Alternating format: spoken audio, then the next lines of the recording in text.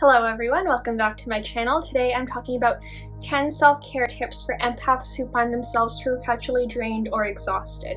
So if you're a highly sensitive person or are able to easily pick up on the emotions of those around you, keep on watching. But before we go ahead and jump on in, if you're interested in simple healthy living habits, mindfulness, yoga, and self-care, make sure to hit the subscribe button down below and notification bell to never miss an upload. I post videos every Wednesday and Sunday at 6:45 a.m. Okay, so I want to start off by explaining what empathy is and what an empath is and how it's different than just being able to empathize with someone who's might be having a really good day or a really bad day. So empathy is your ability to internalize the emotional experiences of those around you as if they were your own, and quite literally being able to step into another one's shoes on a mental or emotional state of being. Being an empath means that you're able to do this without putting tons of effort into it, and you just seem to be automatically or energetically attuned to the experiences of other people.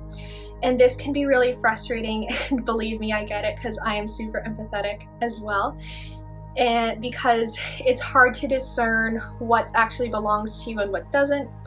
And this can lead to a whole lot of feeling really drained, really tired, overly exhausted, and just not feeling like yourself or the best self that you possibly could be on any given day. So empaths have a higher concentration of mirror neurons that relate to psychological, emotional, and just overall mental experiences. So kind of similar to in basic psychology, you talk about mirror neurons that if you are an athlete and you are going for a swim, let's say, and your coach records you doing front crawl, and then so you're doing your swim and the neurons in your brain and spinal column are firing to tell your muscles to get moving. And then when you go ahead and watch that back, the mirror neurons will activate your muscles in the same way even though you're not moving. So it's a repetition that's cued by rewatching or reliving or experiencing an experience, whether it belongs to you or not. So in terms of empaths, this happens on the, like I mentioned earlier, the emotional, mental, and psychological well-being level rather than specifically moving your body, which makes it a little bit different than just the neurons that control muscle movement and muscle memory. But they happen in other parts of your nervous system and brain and spinal column as well. So as you can imagine, this can be perpetually exhausting, especially if you're kind of wondering, or you're highly sensitive and you're sitting there wondering, oh, okay, I'm feeling really blah today, but I don't really have a reason for it. Odds are you're probably an empath and you're probably picking up on something that isn't necessarily true to your immediate experience, or that isn't valid to the situation that you find yourself in at the moment. So let's go ahead and jump on into the 10 self-care tips to help empaths recharge and re-energize themselves. So self-care tip number 1 is to question whether your experiences actually belong to you or not. And this can sound like something that's a little bit strange, especially if you have recently discovered that you're really empathetic or are an empath and struggle to determine what actually belongs to you and what doesn't, because it's really tough to separate your experiences versus what you're feeling that someone else is going through in your immediate environment. And so taking a moment to be okay, I'm feeling happy. Am I genuinely happy, or am I happy because the person beside me is happy? And being able to separate that, and this could be angry, frustrated, sad, heartbroken, whatever emotion it might be. And one thing that has really helped me as an empath is being able to ask these questions, especially if there is no reason for me to be feeling the way that I'm feeling. And this has been able to just allow me to develop that greater internal awareness of, okay, this is the part of my mind and mental and emotional experience that belongs to me, and this is what I'm able to perceive and pick up on an energetic level from those around me or those close to me, like friends, family, even though I might not necessarily be right beside them. So tip number 2 is to practice a calming pranayama. And pranayama is simply the Sanskrit word for breathing exercise. And this could be anything from deep belly yogic breaths, allowing the inhale to expand and inflate the belly away from the spinal column, and then the belly to gradually deflate and belly button draws back in towards the spine. Or it could be the alternate nostril breathing, nadi shodhana, or something that's just going to simply calm and energize, or calm and relax you, rather than give you tons of energy or make you feel like you're wired or have too much going on or like you drank too many cups of coffee. So I have a few breathing exercises tutorials on my channel, so I'll link them in the cards above. Hopefully I'm putting it to the right side here. But yes, or even just simply focusing on breath awareness for a couple of minutes is a great way to just chill out your nervous system, come back to your own physiology rather than spiraling up in the mental space and kind of questioning or feeling lost and confused and all over the place because you're just super receptive to everything going on around you. Tip number 3 is to submerge yourself in water, and this could be anything from going swimming in a lake or an ocean if that's easily available and accessible to you, or it could be taking a long cleansing shower or Epsom salt bath, soaking for 20 minutes or so, or even going into a pool, quite frankly. And this is because water is one, cleansing to the body, but it's also calming and soothing to the nervous system as well. So it's going to help relax you so you're able to recharge and unwind and quite literally wash away all the energetic buildup that you've picked up on over the course of the day or the week. So just being able to relax and unwind, and this, again, could be as simple as taking like a 20 or 15 or 20-minute Epsom salt bath where you're just soaking and unwinding and listening to some calming music is a great way to refresh yourself. Tip number 4 is to get out in nature, and ideally, if you're able to, be barefoot in nature and allow yourself to connect and surrender to the earth. So the earth absorbs energies from everything that's going on around it all throughout the day. And if you're an empath, being able to connect and ground into the earth is really beneficial because it allows you to, kind of similar how water like cleanses and releases, allowing your everything you've picked up on over the course of the day to just like release into the earth beneath you. And this is super helpful because as an empath, you tend to be more up in the mental sphere of things and a little bit spacier is the wrong word, but just like more lost in thought in the sense of just even subconsciously trying to comprehend what you're experiencing rather than necessarily being present for it as it's unfolding. So allowing yourself to physically walk barefoot on the earth is a great grounding exercise to help reset the energetics flowing through your body, and also to just relax, unwind, connect to nature. I know that here up in Canada, we're going into fall and winter, so it's going to be a little bit more challenging to get outside, but I'm definitely going to be taking every chance I get to go on trail walks and hikes with my dog and just be out in nature as much as I possibly can because I genuinely find it super relaxing, even if I'm moving quite a bit. Tip number 5 is to say no to people and events that suck up a lot of your energy. And having boundaries is always important. I feel like at this point, it's not something I mean, I could talk about it forever, but I'm not going to in this video.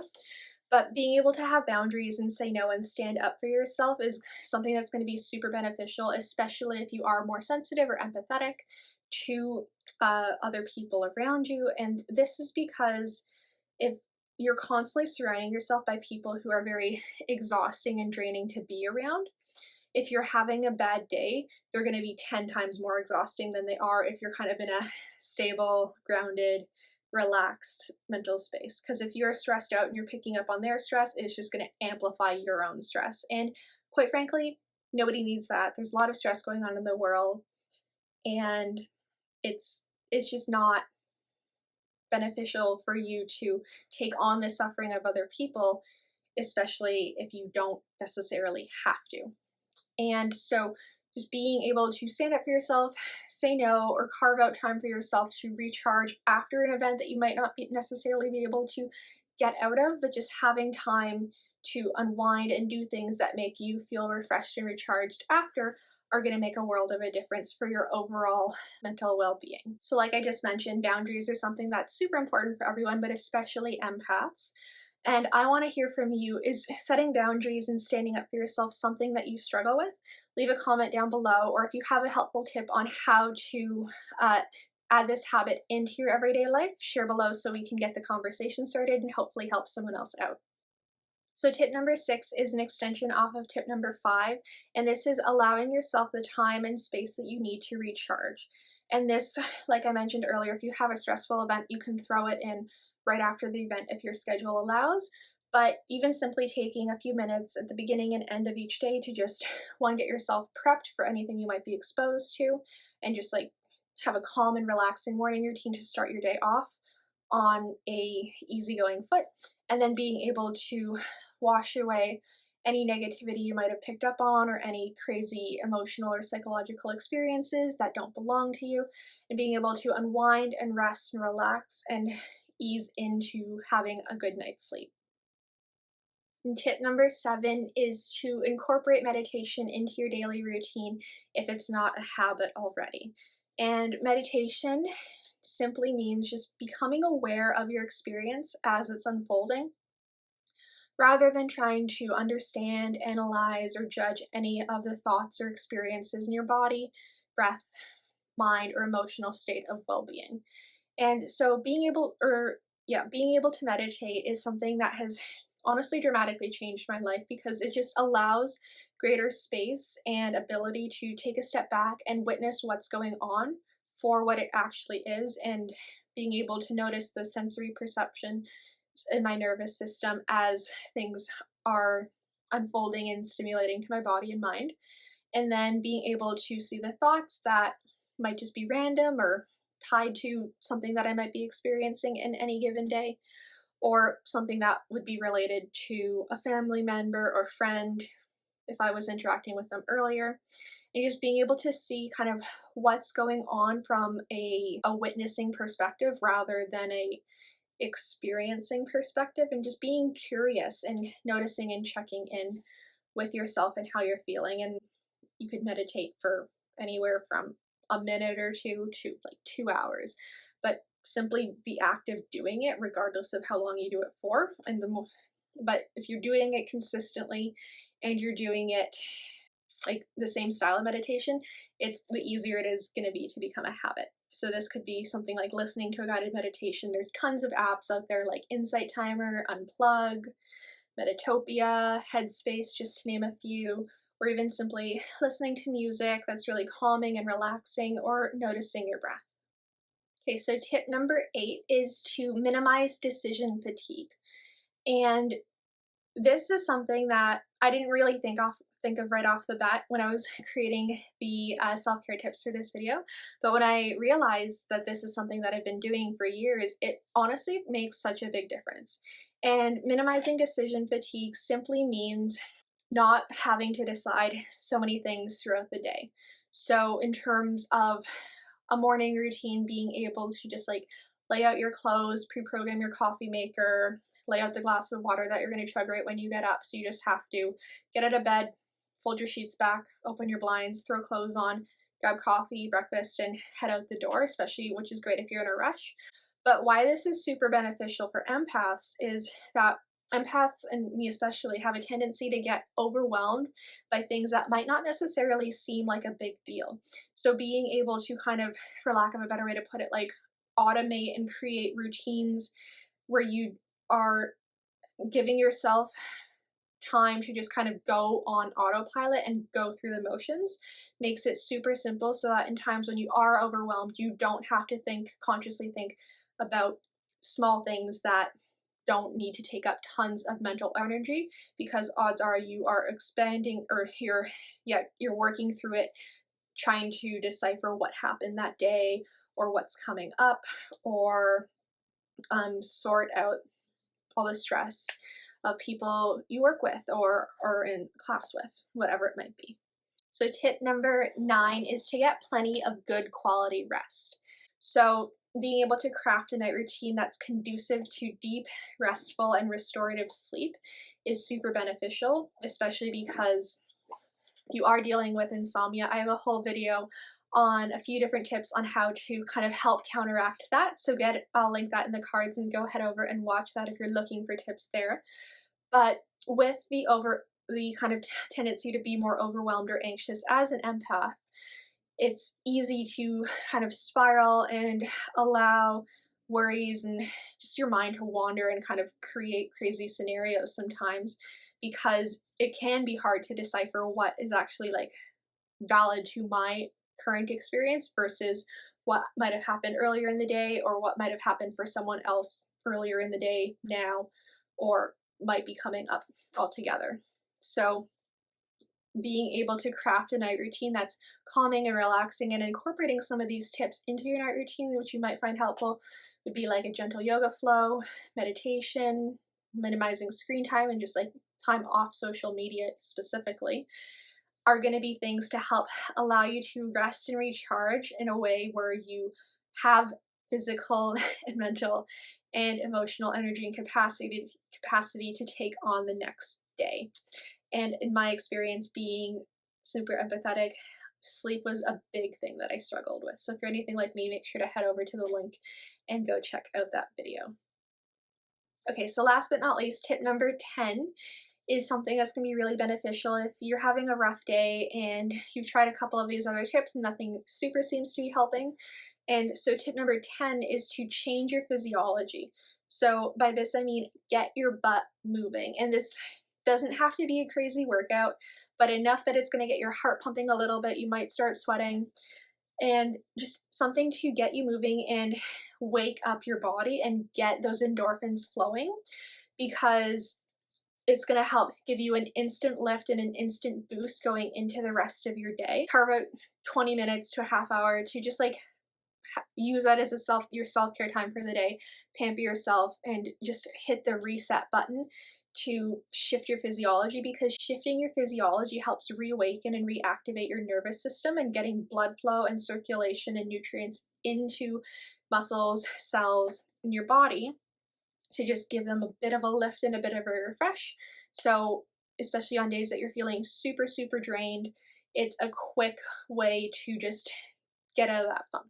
So if you found this video useful and you're looking for more tips on how to incorporate more self-care, healthy living habits, mindfulness, or yoga into your everyday life, go head over to alexkotarba.com, where I post blogs on healthy living, yoga, mindfulness, self-care, and personal development. Thank you so much for watching. Hopefully you found these 10 self-care tips for empaths helpful. If you like what you see, make sure to subscribe and hit the notification bell down below. Like, leave a comment, share with a friend. And if you're interested in any more videos, be sure to check these ones out next.